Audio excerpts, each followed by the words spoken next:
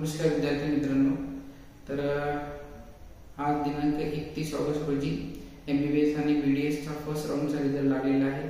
तर कोणत्या कॅटेगरीचे सीट किती रँकवर क्लोज झाली याची संपूर्ण माहिती आपण आजच्या व्हिडिओमध्ये बघणार आहोत। तर सर्वात अगोदर बघूया ओपन कॅटेगरी मेल कॅन्डिडेट 33,359 वर क्लोज झालेला आहे। त्यानंतर फिमेल कॅटेगरी 33,245 वर क्लोज झालेली आहे। त्यानंतर ओबीसी कॅटेगरी मेल कॅन्डिडेट 36,884 वर क्लोज झाला। त्यानंतर फिमेल कॅटेगरी 36,864।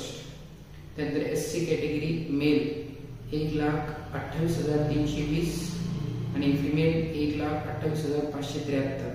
त्याच्यानंतर EWS मेल कॅन्डिडेट 57,297। त्याच्यानंतर female candidate 58,370।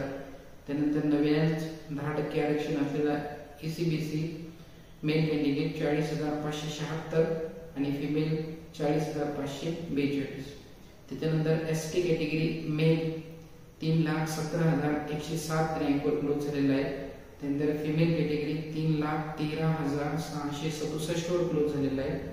VG category male candidate 84,280 कॅटेगरीवर क्लोज झालेला आहे।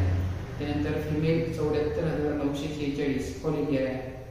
NTP मेल 1,01,179 वर क्लोज झालेला आहे।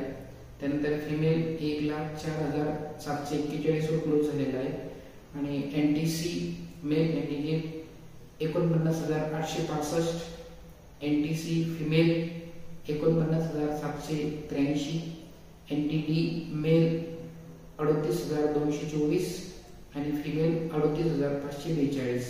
तर या ऑल इंडिया रँकवर फर्स्ट राऊंड MBBS आणि BDS चा गव्हर्नमेंट क्लोज झालेला आहे। त्याच्यानंतर आता नोटिफिकेशन येईल सेकंड राऊंड मध्ये तुम्ही पार्टिसिपेट करू शकता त्यांचा नंबर लागला नसेल त्यांनी। आणि ज्या विद्यार्थ्याला समजा फर्स्ट राऊंड मध्ये एखादी सीट मिळाली असेल पण त्यांना ती घ्यायची नसेल तर ते फ्री एक्झिट करू शकतात किंवा मग ती सीट बुक करून ठेवून सेकंड राऊंड मध्ये पुन्हा पार्टिसिपेट व्हायचं असेल तर त्या ठिकाणी जाऊन त्या इन्स्टिट्यूट मध्ये जाऊन ओरिजिनल डॉक्युमेंट देऊन त्यांच्या नावाचा DD काढून पैसे जमा करून फी जमा करून आपण त्या ठिकाणी अपग्रेड फॉर्म भरून नेक्स्ट राऊंड मध्ये पुन्हा रुजू होऊ शकता। आज इतकीच माहिती थांबूया। पेड काउन्सिलिंग मध्ये काही अडचण आली तर दिलेल्या नंबरवर तुम्ही मेसेज करा, तुमची नक्कीच हेल्प केली जाईल। धन्यवाद।